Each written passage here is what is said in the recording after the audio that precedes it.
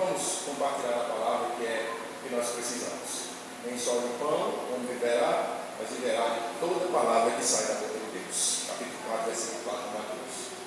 Pai, nós te louvamos pelo poder da tua palavra, teu Espírito de verdade, que nos guia a toda a verdade, e nesta noite venha nos orientar. Auxilia-nos por meio de Cristo. Obrigado pela comunhão da igreja, porque aprova o Senhor nos reunir nesta noite. O nosso coração está grato pelos inúmeros benefícios da tua graça. Bendito é o teu nome, porque até aqui o Senhor tem nos ajudado. Ó Pai, ilumina os olhos do nosso entendimento, nos faz compreender mais, dimensionar mais a tua graça, por meio da tua palavra que é suficiente. No nome de Jesus. Amém. Amém, queridos. Eu vou ver se está tendo de falar de dois assuntos que eu considero que é essencial para a vida da igreja. Você pode ler os textos também para a gente adiantar também. Então nós vamos falar sobre cosmovisão da fé, o primeiro assunto. Por que cosmovisão? Porque nós temos tido muita dificuldade de compreender fé. Na nossa mente, por tantas influências que nós tivemos religiosamente falando ao longo de todos os séculos, está inculcado na nossa mente que fé é algum dispositivo que nós temos, que podemos acionar a hora que nós não entendemos, e que Deus, por esta fé, está ao nosso dispor para realizar nossos caprichos. E isso não é fé.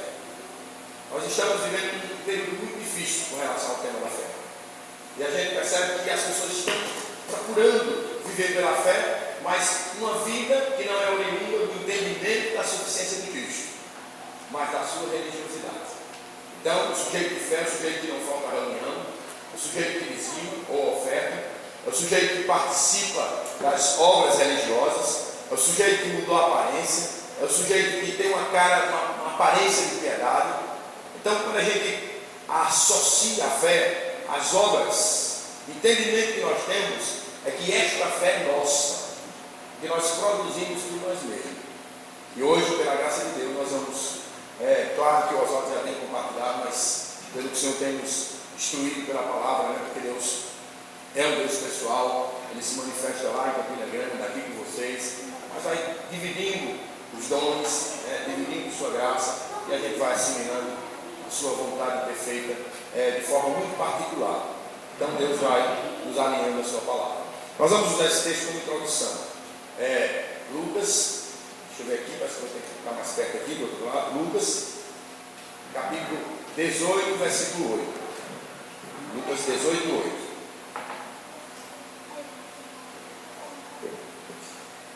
Digo-vos que, depressa, lhes fará justiça.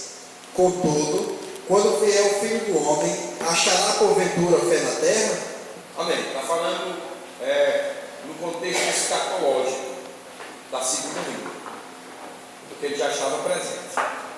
Então, o Filho do Homem, que foi encarnado e representava Deus no contexto do reino, da vida do reino, diz exatamente o seguinte: quando o Filho do Homem vier, porventura ele vai encontrar fé na terra? Uma interrogação. Por quê? Porque a gente sabe que falar sobre fé não é falar sobre religião, não é falar sobre obra. Nós precisamos associar, alinhar esse tema às escrituras sagradas, e a partir das escrituras a gente entender mais sobre esse tema que é muito precioso. Mas eu destaquei aqui essa expressão aqui, Filho do Homem. Filho do Homem. Por que está em letra maiúscula? Filho do Homem com letra maiúscula. Porque tem uma diferençazinha aqui que eu queria colocar antes da gente entrar no assunto. Com letra maiúscula, está enfocando a questão da humanidade, do Deus que se humanizou. E a ênfase é a ênfase de humilhação, de natureza humana, do homem natural. Quando tiver com letra minúscula, Filho do Homem.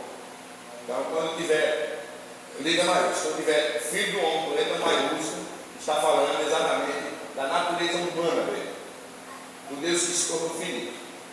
E foram 3 despojamentos. O primeiro despojamento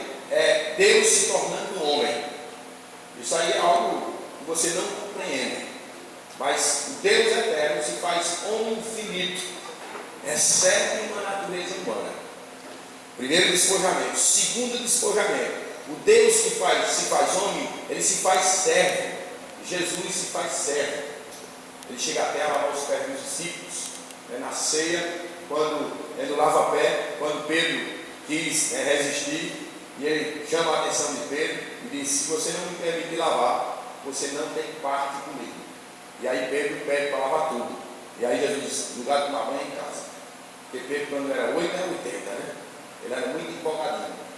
Então, não queria permitir que ele lavasse, mas de repente queria que ele tomasse, que ele desse um banho. E aí Jesus disse: não é assim. Então, o segundo despojamento, ele se faz servo. E o terceiro despojamento, ele se faz maldito. Deus que se faz homem, Deus que se faz servo, Deus que se faz maldito. No capítulo 3 de Gálatas fala a respeito disso. Maldito todo aquele que for pendurado no madeiro. Então ele se faz maldito por causa do seu pecado e por causa do meu pecado. Por quê? Porque a lei exigia a morte do pecador. E nenhum de nós, conseguimos ainda hoje, não conseguimos cumprir a justiça de Deus sem a suficiência de Cristo. Por isso que ele veio. Porque não houve nenhum homem que fosse justo, nenhum sequer.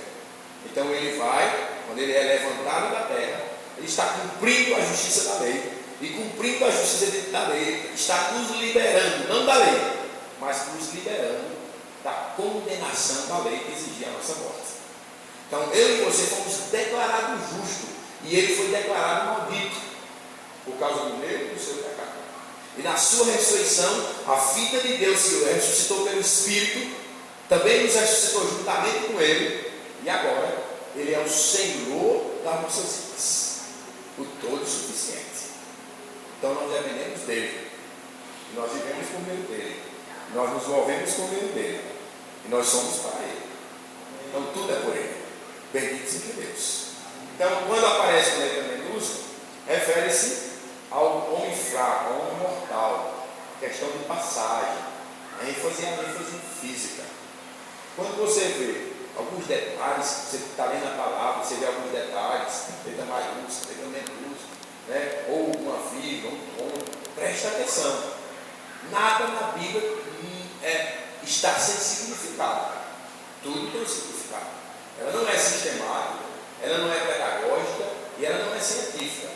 Precisa que eu e você, pela meditação diária, apanhe ou busque este conhecimento, e o Espírito que em nós habita vai iluminando os olhos do nosso entendimento, que a gente vai juntando as coisas. Vai juntando as coisas. Sabe o que significa meditar? É a mesma palavrinha para aquilo que os alguns animais fazem no final da noite, ou no início da noite, ou no meio da noite, quando eles se alimentam o dia todo e depois vão ruminar. Meditar é ruminar, é você ficar mastigando aquilo que você recebeu do Senhor. E nós não temos costume de meditar, não temos. Geralmente a gente costuma meditar ou tenta meditar quando a gente termina todo dia, termina parte da noite, vai numa cama, senta deitado na cama, e aí a gente quer meditar na palavra num ambiente que não é propício. De vez em quando a gente está lavando a Bíblia. A Bíblia merece toda lavada, porque a gente não consegue. Mas se a gente for estudar para vestibular, se a gente for estudar para concurso, se a gente for fazer alguma coisa no sentido material, empresarial, de negócio, ou qualquer coisa que seja no âmbito humano, a gente se esforça. A gente separa tempo, a gente procura um lugar adequado, mas Bíblia a gente quer ler na hora de dormir, totalmente cansado. E aí fica difícil, porque na expressão lá do Getsemane, quando Jesus pediu para os discípulos zelassem com ele, 3 vezes ele encontrou o quê? Dormir. O que é dito? Vigiai, porque a carne é fraca, mas o espírito está forte. Pronto, essa expressão aqui está falando de Cristo como fraco, não como aquele que fraquejou, é diferente, porque está enfocando a questão física, ele não fraquejou. Ele sempre dominava o seu corpo físico, a sua limitação humana, com o Espírito de Deus que dele residia, porque ele era certo. Então, veja alguns detalhes na Bíblia, não acho que está lá por acaso. Você precisa examinar e ajudar as coisas. Se é que você tem o Espírito de Deus. Se não tem o Espírito de Deus, além de não ser de Cristo, nós não temos como entender a palavra. Não temos. Então, se nós temos o Espírito de Deus, pela graça de Deus, Ele vai nos dando essa graça bendita da gente poder juntar as coisas. E você avança nessa carreira. Um detalhe interessante também, a gente vai daqui a pouco falar exatamente sobre a fé, em alguns aspectos. Os textos está aí, ó. O texto maiúsculo, só para conferir, e o texto minúsculo lá de Daniel 7:13. Você vê aqui que está com minúsculo. Está falando de um homem fraco, do homem que morre. Lá, do homem que possuía a natureza divina. Porque Jesus era 100% homem e 100% Deus. Agora, como é que você explica isso? Não tem como, mas ele era. Uma hora ele estava com fome, com sede, outra hora ele estava andando sobre as águas. Uma hora ele estava cansado, outra hora ele estava acalmando a tempestade com a sua palavra. Você não tem como administrar isso no contexto da razão. Mas ele é Deus. Deus é eterno que nós servimos. Vamos seguir aqui. Com relação a esse ponto da fé, quando a gente mantém o que é fé no contexto bíblico, e a gente começa a querer viver religiosamente, a gente tem uma dificuldade muito grande hoje no Brasil e no mundo, as pessoas metidas na religião e na sua religiosidade, querendo mostrar que tem fé, querendo se apresentar como bons, como preparados, e a gente percebe que há alguns desvios, mas muito evidente na igreja de hoje, por não entender fé. São esses desvios, a perda de valores absolutos. Então, o sujeito não sabe o que é fé, então não vai ter raiz. Não vai ter raiz. Então, ele vai relativizar tudo. Não, meu irmão, isso aqui, isso não tem problema não. Tem um até que diz que a lei da mata, ele está estudando Bíblia, meditando Bíblia, debatendo Bíblia, não é para fazer isso. A lei da mata. Não precisa entender essas coisas não. As coisas espirituais, sei lá, Deus faz e pronto. Grande aqui. Não há empate entre fé e razão não. Maria disse: minha alma e entendimento engrandece ao Senhor, meu espírito serve e vive. Minha alma engrandece o espírito e se alegra em Deus, meu Salvador. Ela estava sabendo a quem exaltava, e o seu espírito estava se alegrando. Paulo diz, 14:15 de 1 Coríntios: que farei com os irmãos? Orarei com o espírito, mas também orarei com entendimento. Cantarei com o espírito, mas também cantarei com entendimento. Deixa eu explicar essa expressãozinha com o espírito. Cantar, orar, pregar com o espírito, não é entrar numa entidade espiritual do nosso corpo e a gente perder a razão não. Ficar como que louco não.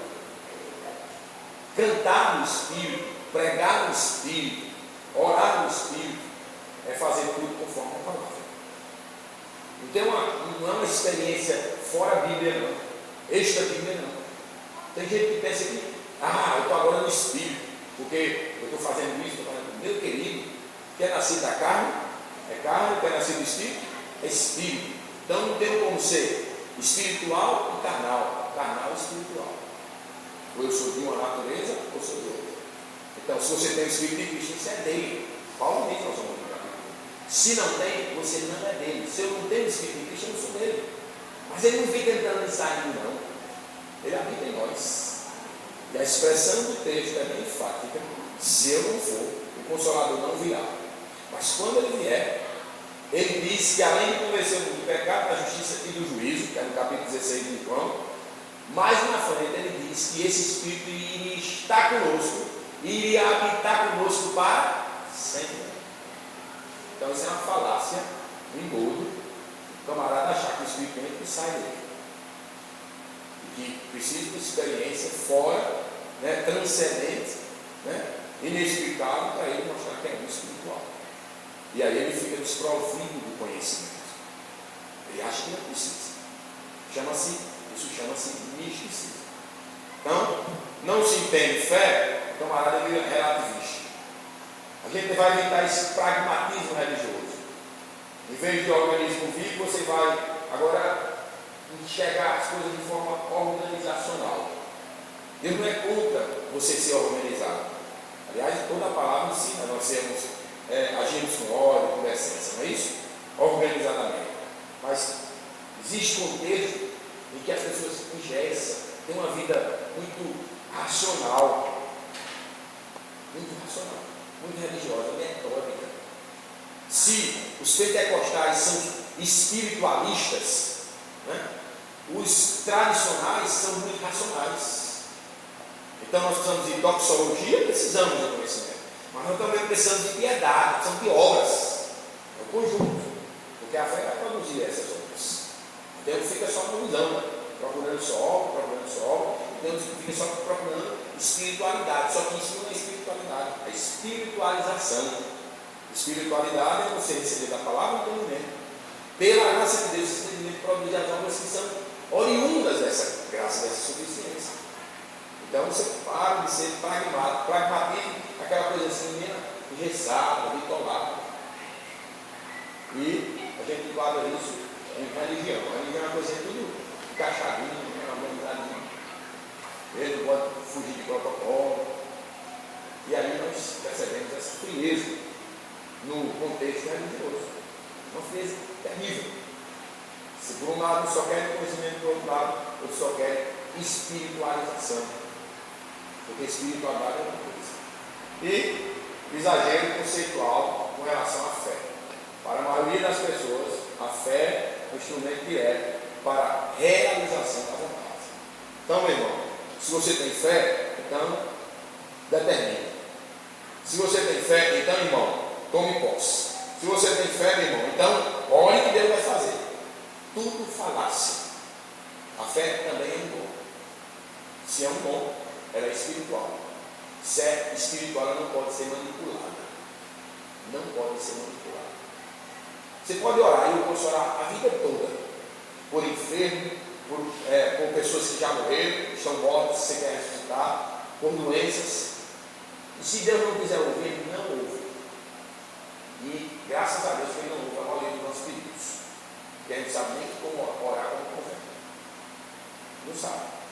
Se Ele fosse ouvir o nosso pedido, a gente já estaria tudo aqui mantelado. Pode falar.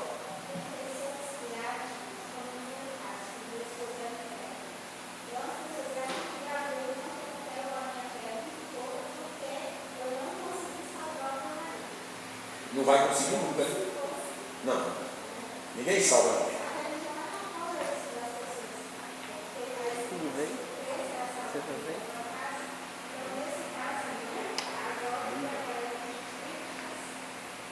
Nós temos um problema seríssimo com esses textos isolados, né? Porque toda vez que a gente lê um texto, a gente tem que ler um pouquinho antes, depois que é o contexto. E esse texto, a casa dele foi salva. Toda a casa dele foi salva, e toda a casa dele foi batizada. Quando Paulo diz crer e serás, ele não estava pedindo que ele cresça, estava dizendo que ele ia crer, ia descrever. Porque Paulo pegou o Evangelho, e o Espírito revelou o Evangelho para aquela família. Não é a família de Cornélio?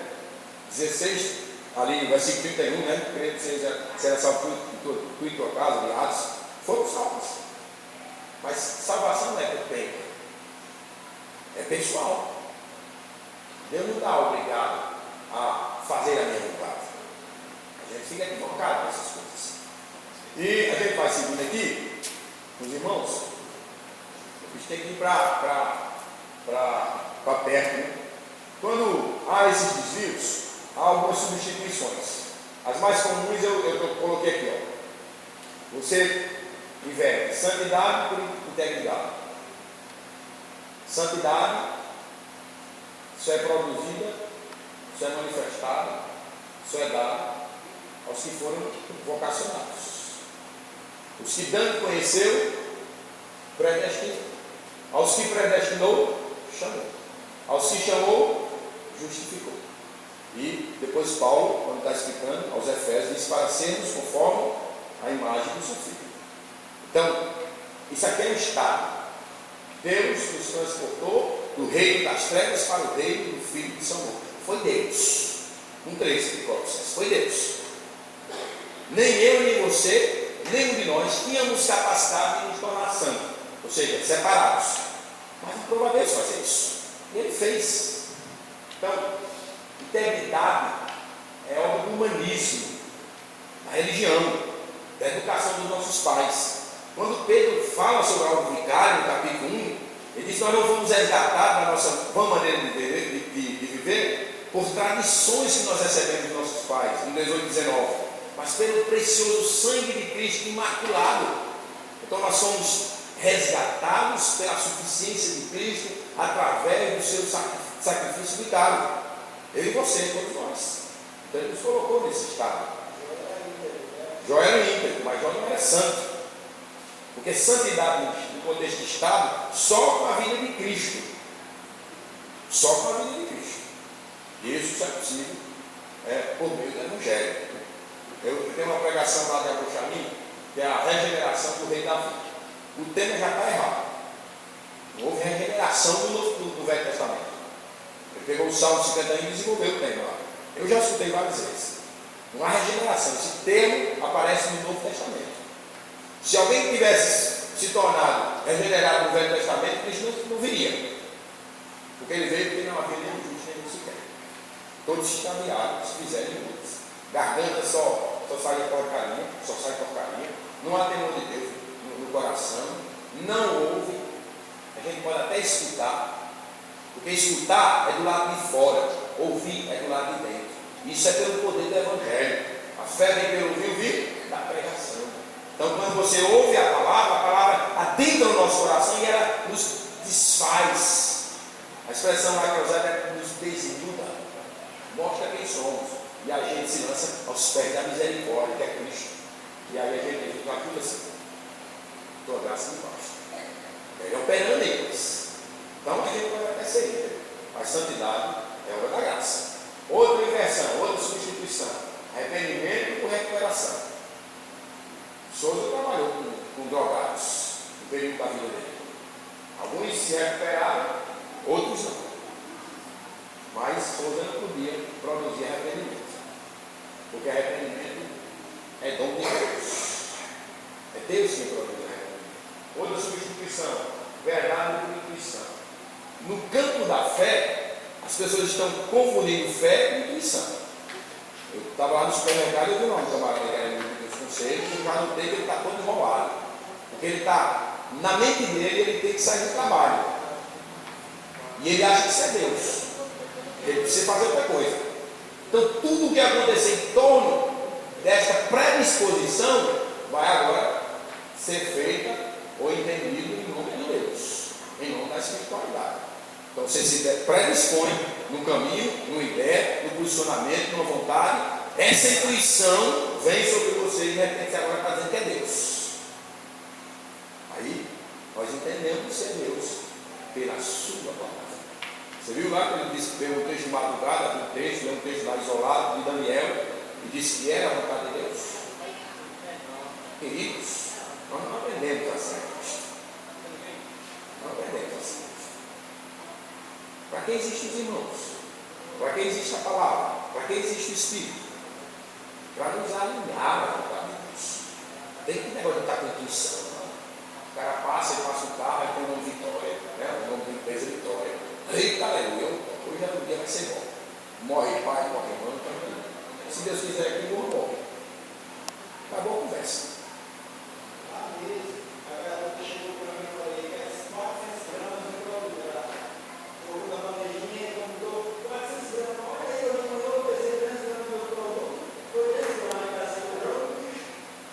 Mesma coisa, joga no bicho. A gente mistura. E a gente precisa ter cuidado para a gente não confundir as coisas. Fé por sentimento é outra substituição. Somos demais aqui no caso. É só a gente desejar alguma coisa. E aí a gente confunde com espiritualidade e aí vai chamar isso de fé. É um problema. Outra. Providência de acaso. Foi que outra. Alguém mexeu alguma coisa? 15 e 12, foi?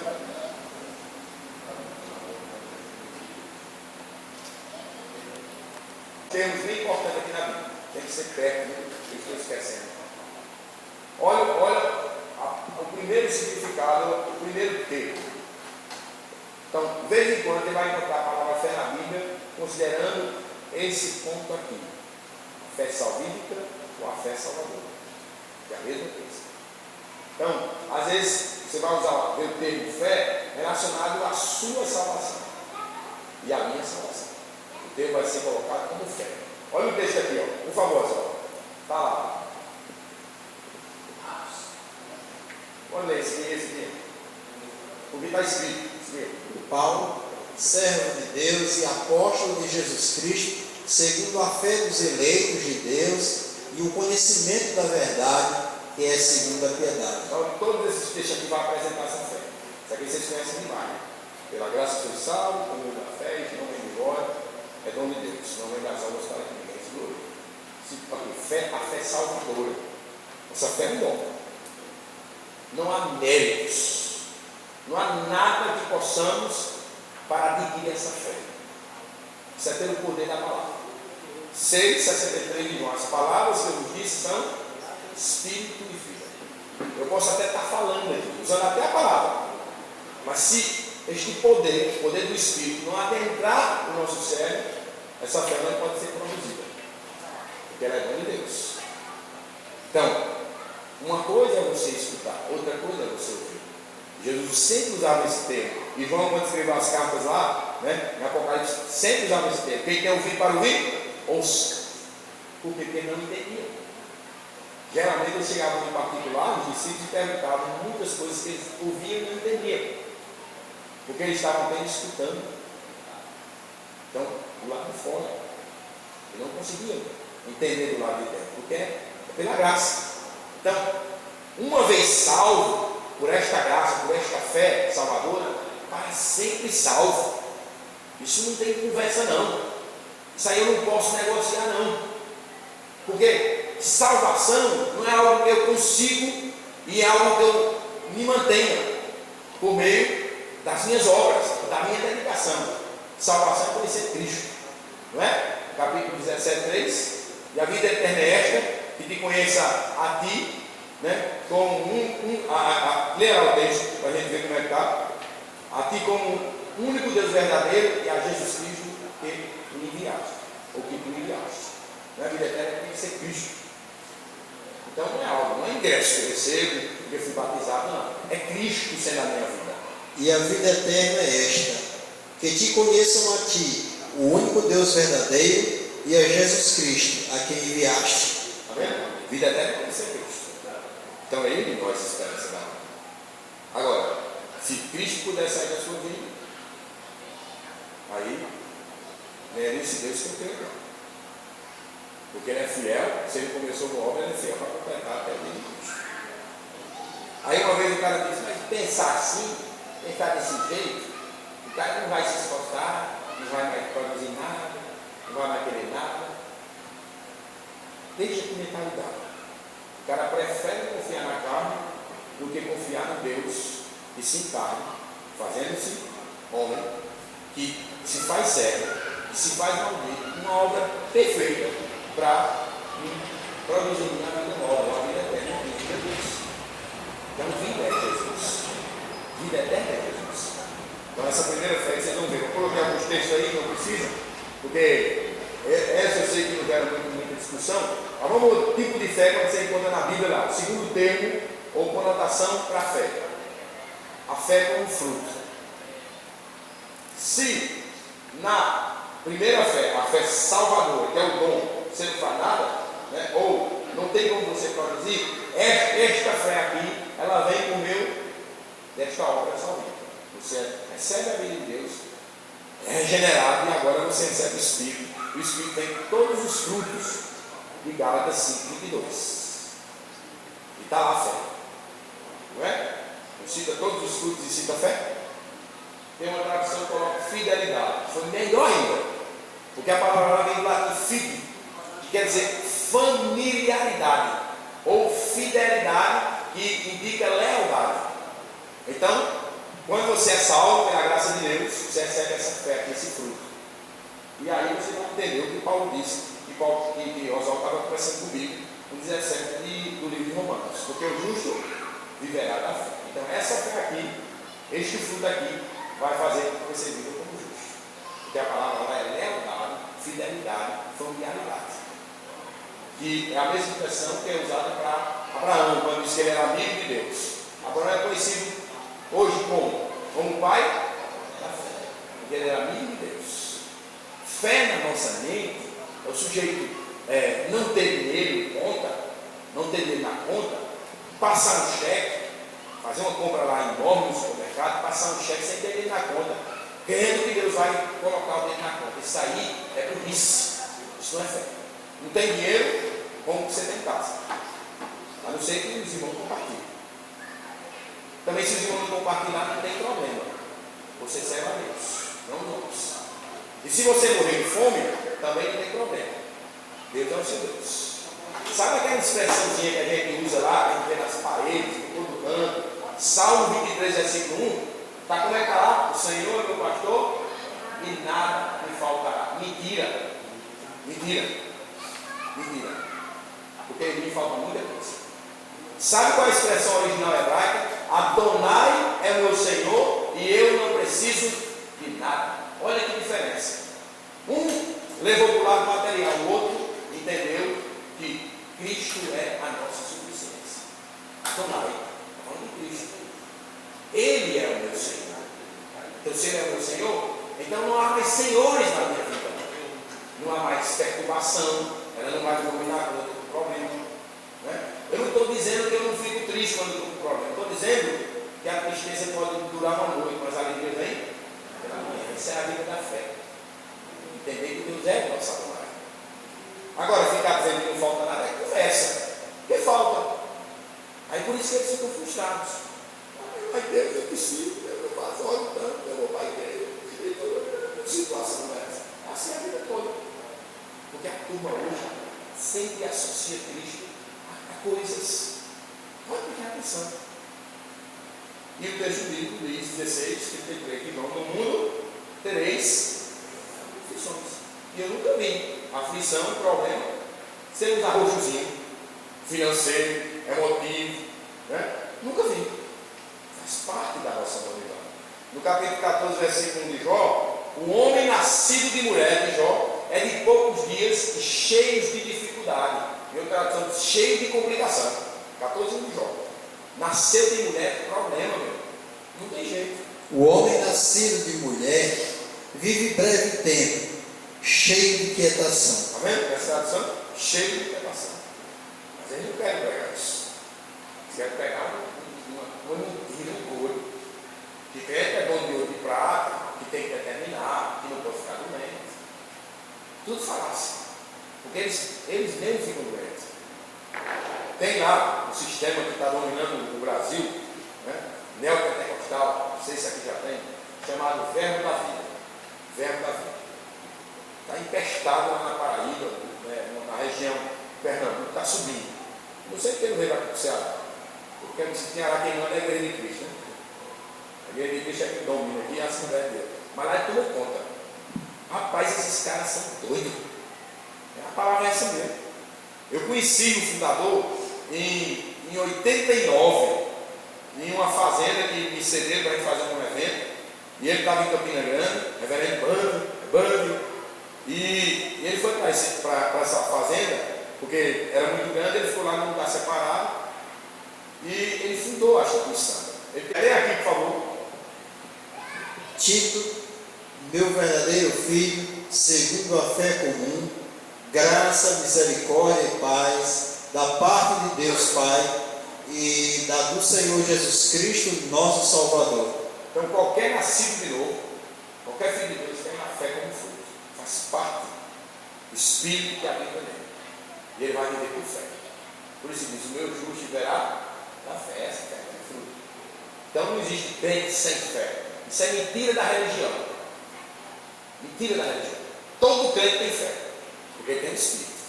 Se não tem Espírito, não tem nada. Você nascer de novo. Então todo crente tem fé.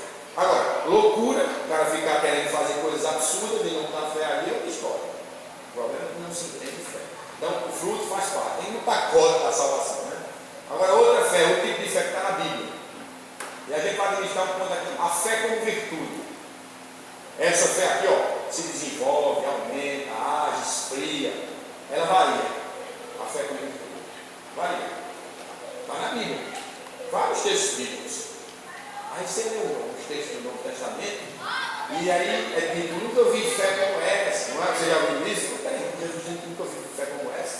Quer dizer que a fé que é produzida pelo Evangelho é inferior a esse tipo de fé? Não. Está falando de virtude. Nunca uma mulher lá no fluxo de sangue toca nele, que é o termo que ele usa. Quem me tocou? Lembra do texto? Quem me tocou? E disse fica lá, não, essa multidão toda, se eu pergunto quem me tocou, alguém me tocou, porque de mim saiu virtude. Esse é o tipo de fé. Está aqui, ó, no capítulo 13, ele fala de 3 virtudes da teologia: fé, esperança e amor. O maior destes, o amor. Mas hoje foi produzida essa fé, essa virtude aqui. Então, quando a gente é meio friozinho, animado demais, uma hora está todo focado, essa fé aqui, valeu. Essa valeu. Olha esse texto aqui, ó. Orando abundantemente, dia e noite, para que possamos ver o vosso rosto e supramos o que falta à vossa fé. Não está falando da fé salvadora. É uma obra radical.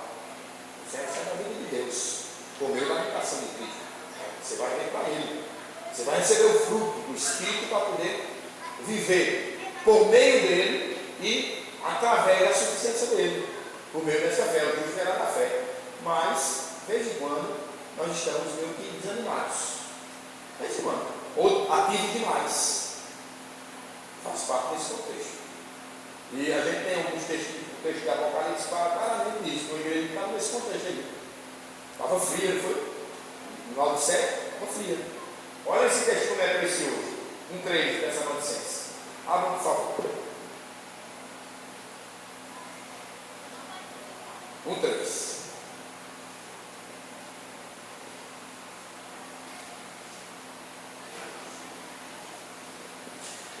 Recordando-nos diante do nosso Deus e Pai da operosidade da vossa fé, da abnegação do vosso amor e da firmeza da vossa esperança em nosso Senhor Jesus Cristo. Ele estava recomendando, lembrando da operosidade da nossa fé. Então a fé do Tessalonicenses, ela era operante, ela operava, se desenvolvia. Ele vai dizer a mesma coisa para os Coríntios, por exemplo. Os Coríntios estavam caindo outra coisa. Tinha todos os dons, mas na hora de ministrar sempre, compartilhar sempre, ele não esperava pelos outros. Tinha todos os dons, mas no convívio lá da eclésia havia até imoralidade. Tinha todos os dons, mas na hora de cultuar o nosso Deus, tudo desorganizado. E tantos defeitos é apresentados na carne de todos. Então eles estavam com problema na fé deles. Então Paulo escreve a carta, visita esses amados, e vai tratar da verdadeira fé, por meio daquilo que Deus havia iluminado, revelado a eles. E depois a gente vai chegar nesse ponto também. Fé como virtude, ok? E a outra fé a quarta são 5. Né? Deixa eu passar aqui. A fé como um dom. Já viram essa fé aqui? É um outro tipo de fé. A fé que é como um dom. Não é um dom no singular, mas um dom. Então, aqui ó. Essa fé aqui é recebida de forma proporcional para a realização de um serviço específico. Então nunca diga que fulano, um cristão, seu irmão não tem fé. Ele tem fé. Ele recebeu o fruto do Espírito da fé, para poder ver como justo, justo verá a fé. Ele tem a virtude, que é a obra do Espírito nele, para ele poder, em algumas circunstâncias, produzir, em algumas circunstâncias, dar uma paradinha também, porque até algumas friezas da nossa espiritualidade é necessária, porque a gente é muito atrevido. Se der tudo certo, até no contexto espiritual, a gente começa a ficar envaidecido. Então, Deus permite algumas coisinhas para a gente se ligar. Porque tem um monte de cara vaidoso por aí que fica se metendo a besta, querendo andar em água, querendo transportar monte. E isso vai gerar nele, sabe o quê? Decepção. Porque não é verdade isso. Agora, se a gente achar que cristão é perfeito, tratar de perfeccionismo, como muitas pessoas entendem, aí sim, quando o camarada estiver desanimado, você vai dizer, não é nascido de novo. Eu já ouvi muitas pessoas fazendo isso. O que é que tem a ver? O Espírito saiu dele, foi? Porque ele está desanimado? Porque ele não está ativo quando você está? E quando você estiver ativo, dependendo do contexto, pode até ser um dom. Porque Deus não dá a todos. Isso aqui não, você não é nada, você não nasce com um ministério específico, como no caso do funcionamento do corpo. Olha aqui, ó, 12:3. 12:3 de Romanos, versículo 6. Vamos ler aqui, por favor. 12:3. Porque pela graça que me foi dada, digo a cada um dentre vós que não pense de si mesmo além do que convém, antes pense com moderação, segundo a medida da fé que Deus repartiu a cada um. Está vendo? Não fique se superversando. Não fique. Se você conhece alguma coisa, se você faz alguma coisa do corpo, é segundo a medida de fé que Deus repartiu a cada um.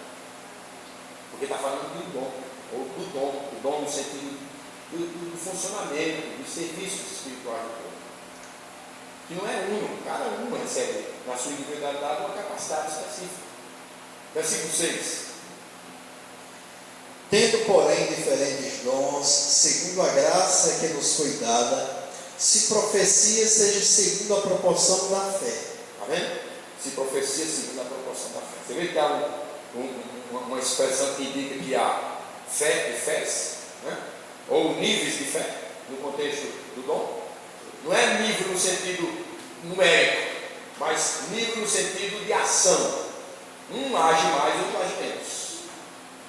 E o que não age não pode ser desprezado, porque está no corpo exatamente para não agir, para não fazer nada.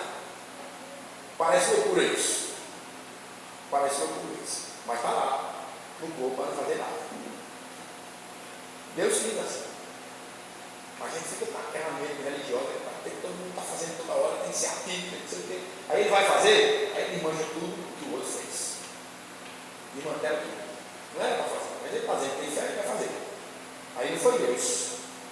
Não foi Deus. Nós estamos vivendo um período de muita confusão. Somente nas nossas comunidades.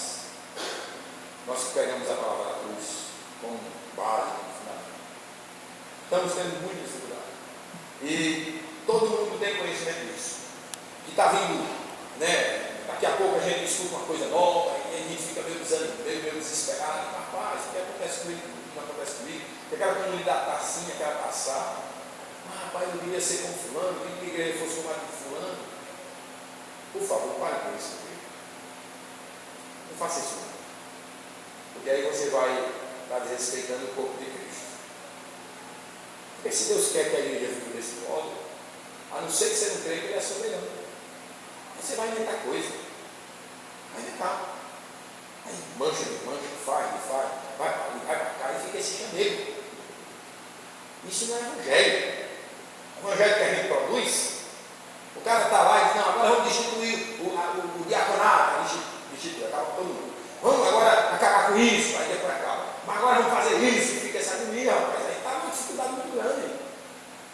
E a gente precisa entender. A gente até colocou lá o texto de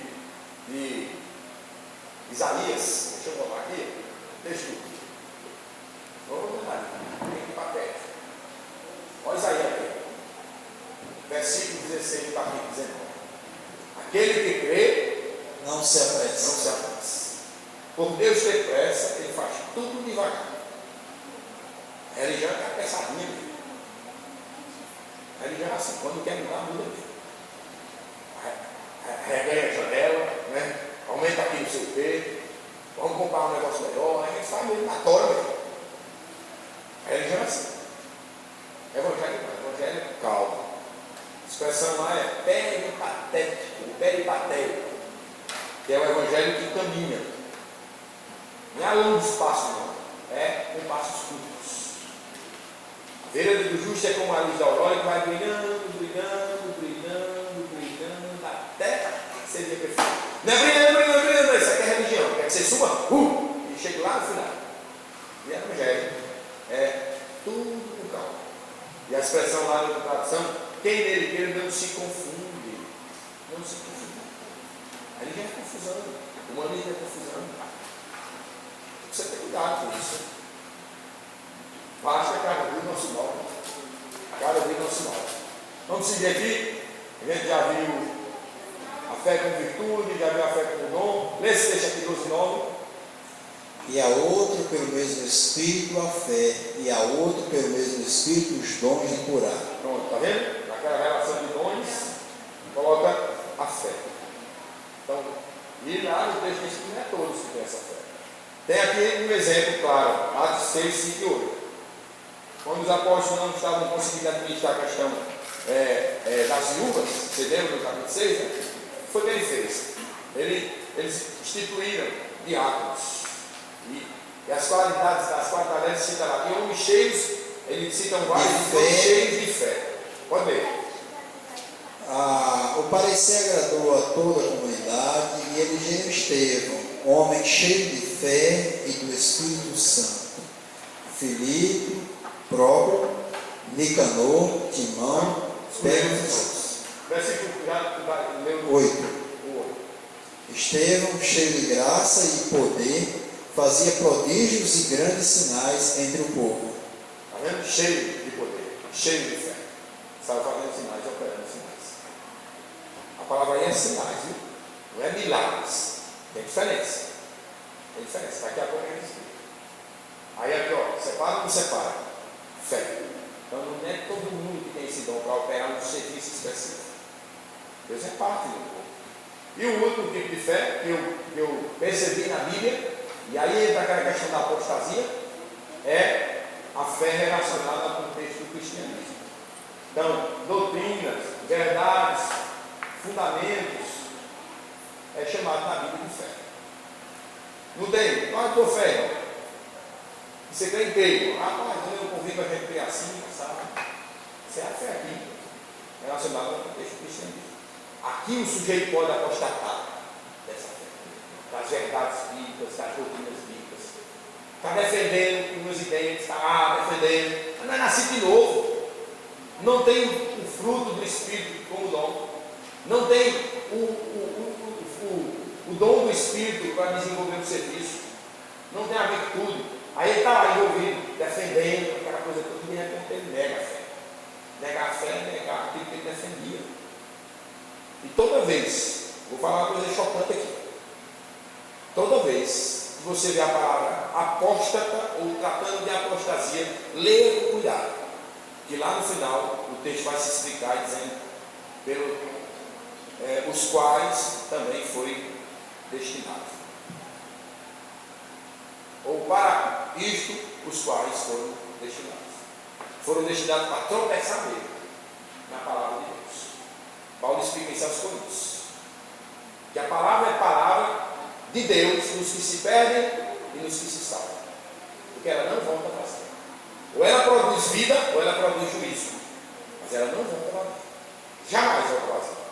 Porque não tem dado, não tem cobrado. Então, de repente o camarada está defendendo e agora está negando, nunca foi nascido de novo. Ele cria nas verdades bíblicas do cristianismo, mas ele não tinha a palavra no seu coração. Escondia a tua palavra no meu coração para não pecar. E lâmpada para os meus pés é a tua palavra, luz. É ela quem produz a segurança. Então ela não está em você. Então, de fora para dentro não vai ter nada que você não ter, não. De jeito nenhum. Nem conhecimento bíblico. Porque ela precisa ser vida na nossa vida. Então, às vezes, fulano apostatou das verdades. Sim, é verdade. Mas nunca foi nascido de novo. Nunca. Porque o Espírito não sai, não. É o selo, a expressão é selo. Garantia, penhor, está lá em você. E ele vai cuidar em manifestar a vida de Cristo na minha vida e na sua vida. Não tem jeito, é obra do Espírito. Vamos ler o texto aqui.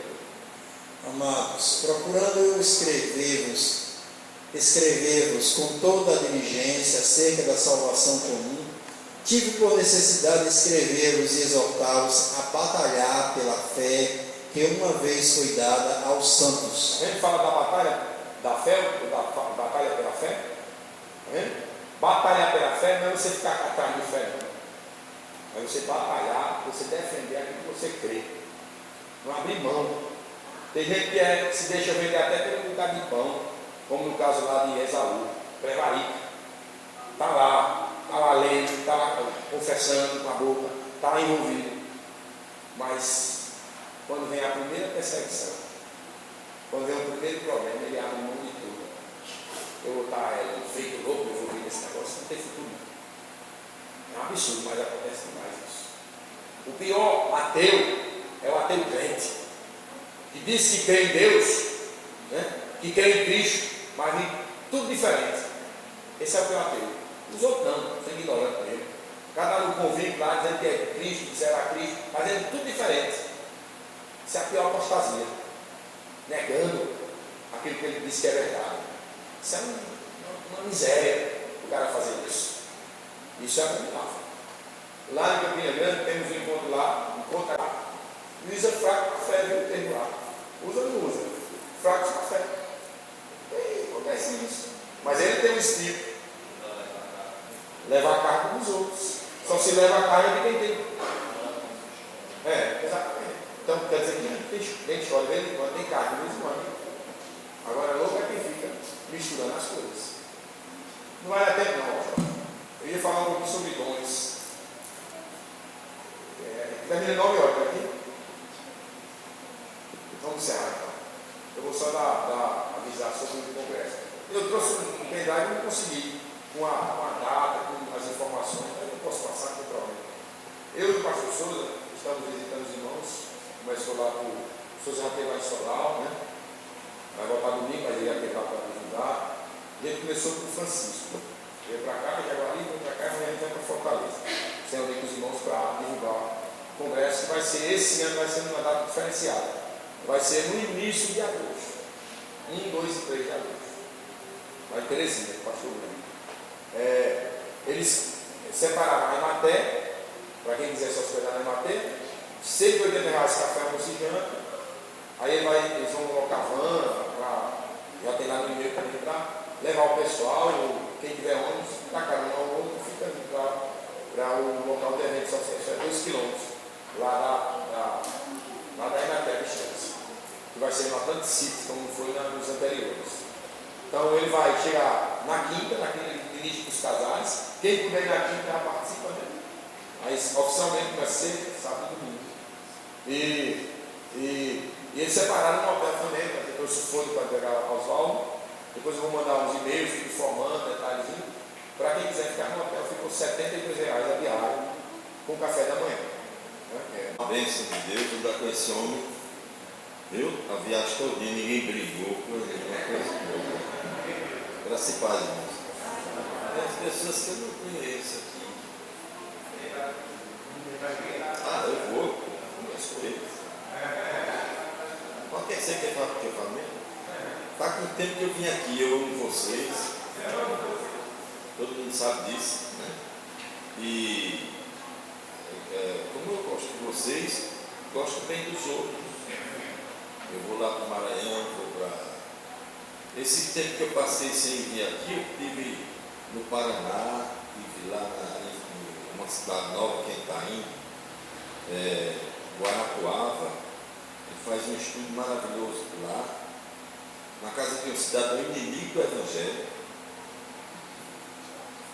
E, pela graça de Deus, quando chega lá, aquele homem, ele fica ouvindo, gosta, e o pessoal fica admirado porque é que ele ouve tão bem e não quer saber de igreja, certo? E ele já me disse por quê? Porque a igreja as igrejas têm muitas coisas que aborrece as pessoas que não são crentes. E a gente deve respeitar os que não são crentes. Costumo dizer que não tem coisa mais aborrecida do que crente, né? Tem muito antipático, muito nojento crente. Só quem sabe o tanto que crente é nojento são os que não são, que moram juntos. É terrível, porque crente quer ser melhor, quer ser mais importante. É bom então a gente não vai evitar essas coisas. A gente vê isso nos pregadores, uns querem ser melhor do que os outros. Se observa, né? Aí dos bancos a gente observa. Vê um que não quer se passar, dar um abraço no outro. E crente é assim mesmo. E Jesus disse que nossos inimigos são de casa. Mas a verdade é que a gente tem que respeitar os que não são crentes para que eles possam ouvir a palavra com muito amor e alegria. Você, filho, que seu pai e sua mãe não é crente, nunca fala que sua mãe vai para o inferno, diz, certo? E ela fica triste, ela encrenca e nunca mais acaba. Os pais não devem dizer que os filhos vão para o inferno, porque não são crentes, que fica essa encrenca. Vamos amar nossos parentes que não são crentes, tá certo? E eu estou aqui com alegria. Vou voltar aqui, ainda que eu jogo com queira, eu vou voltar. Ele não pode dizer que não me aceita.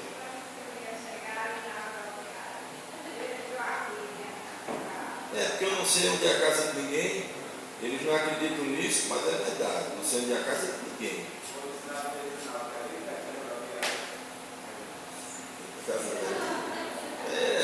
Nojento, é difícil. Não vai me querer também, não. Então, Deus abençoe os irmãos. Amanhã está indo embora. Louvem a Deus por isso. A gente está saindo de manhãzinha cedo. E vamos para Fortaleza. Pode voltar. E vamos para Teresina. Teresina é gostoso. Quente. Um calor que não tem quem aguente, mas o calor é sadio.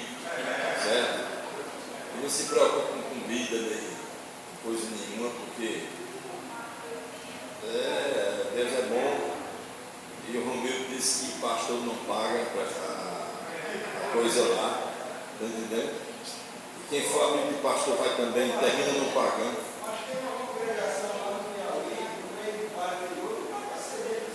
Tá certo, eu tenho uma casa, não é desse tamanho não, né? Pois lá tem uma beleza, você não paga nada. Se você não der coragem, pode ficar lá, não pode? Tem geladeira, tem fogão, tem banheiro.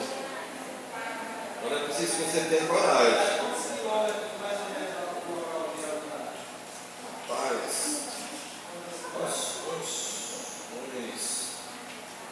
não chega a 10 minutos não, né? Não chega porque é um pouquinho distante. O que eu falo se não tiver coragem, porque lá é um lugar que Deus nos deu para trabalhar com drogados. E só vai gente lá, gente ruim mesmo. Se você tiver coragem, é uma beleza lá. Né? Graças a Deus, são todos amados.